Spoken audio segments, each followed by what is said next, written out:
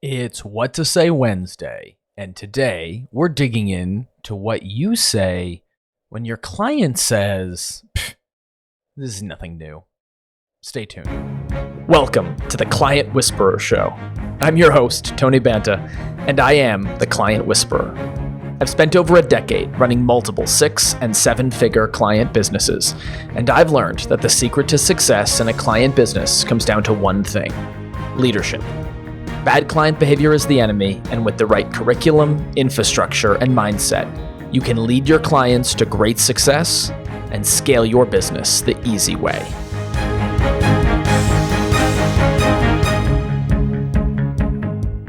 So, I have a friend named Taylor, and she's famous, you could say, for saying, haters gonna hate.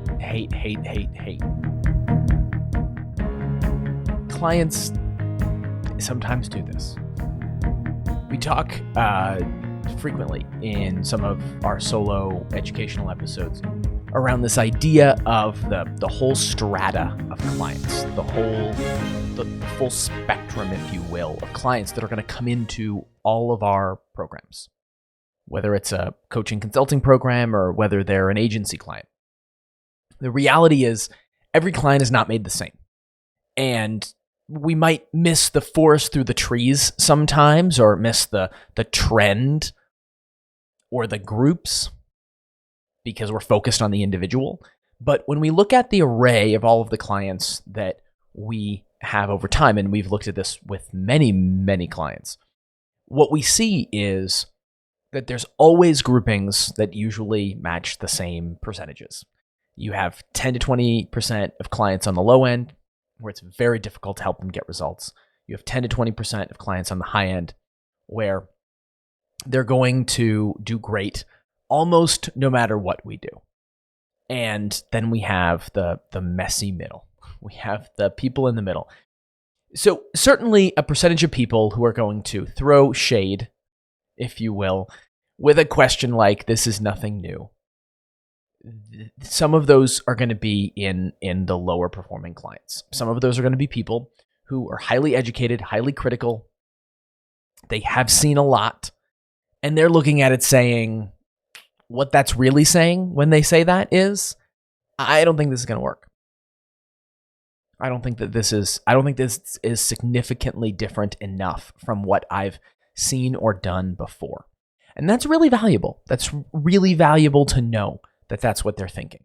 Because if that's what they're thinking, then we can dig into that. We can either give them training to help them think about these things in better ways, because 100% of clients who don't think that something that they need to do is going to work ever get results.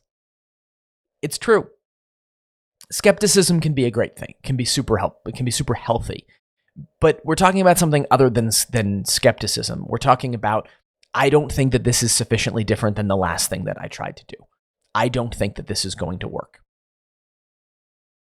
And when a client says that, the only option for us to do, and we script through these, you may find that there are some frequent responses if you've listened to all of our What to Say Wednesdays.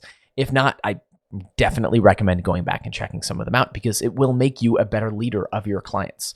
And your revenue, your lifetime client value, all of those wonderful metrics, they are directly proportional to your willingness and your aptitude as a leader. So when someone says, "I don't think this is going to work," this isn't anything new than what I've tried before. Instantaneous response: "What do you mean?"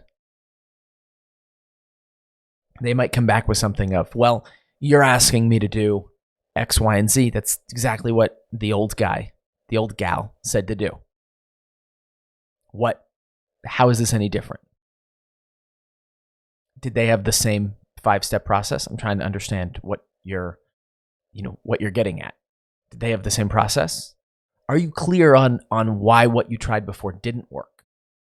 Or did you just run out of support and help from that leader? Silence. Sometimes you'll get silence. Sometimes you'll get a variety of responses around the way. But the most important thing is that you show that client with what you say next, you're not just going to push me over. You're not, this isn't a money grab, right? Because that's in so many clients, that's in the back of their mind. Did I just invest in this and am I a sucker? Are they going to try to pull one over on me? Why could people possibly think that? Do you know anyone in your market who charges money and doesn't give them a great result? Or who takes their concerns and gives them a blending of the truth as a response back, or straight out lies to them? Have you ever heard people in your industry do that? Have you ever seen examples where people do that? Have you ever had a client come into your program, come into you worse off than where they were a few years ago because they worked with someone before you? That's how they could think that. It's not a mystery. It's also an amazing opportunity, because if you shy away from that question, even for a few seconds, to the client, that leaves that potential open in their mind of, oh, maybe they are. Oh, maybe this is a problem. Maybe I made a mistake. The worst thing in the world that you can have is a client who's working through your program wondering in the back of their mind if they made a mistake. Now, that comes from several different places of why they might feel like they made a mistake, and you can't necessarily affect all of those things. But what you can do is you can lead the clients when this question shows up. So first and foremost, be unwavering in your initial response back to them. Second of all, dig in for more information. That's part of being unwavering. I was on a call with a client the other day, and they said to me how they dreaded calls with clients where the clients were unhappy or where something was wrong. And I was like, man, that's where I eat lunch. Like, that's where I live. That's my turf. Why? Because rarely is something wrong with the client because it's our fault. That's not to say that I mind if it is. If it is, that's great. And I'm going to say probably never has there been a situation with a client in our business. I've certainly seen some examples in other businesses where there just is a mistake and you need to make amends. You need to ask for, you need to apologize. You need to then, follow through on the amends by actually fixing whatever was wrong. But I don't think there's ever been an instance in the client success system, in our programs, our suite of offerings, where we've had a situation where we've made a mistake and it's been solely our fault. We've certainly made mistakes, but the weight that the client puts on that often goes back to some things that are the client's responsibility. And if I ignore that, if I ignore what is the client's responsibility because I feel bad about my own responsibility, or I feel like maybe if I don't hold them accountable, they won't hold me accountable, that is client service sinning right there. Front and center. If you do this, then you sacrifice your right to complain about your clients or your client results or your lifetime client value, if that's the mode that you're in. And it's not that I don't understand how you could feel that way. I totally understand how you could feel that way. But that's called leadership, is doing the right thing even when we don't feel that way. Critically important. Now, what do you say in this case? You dig into why they feel that way. You show them that you're not afraid of that question.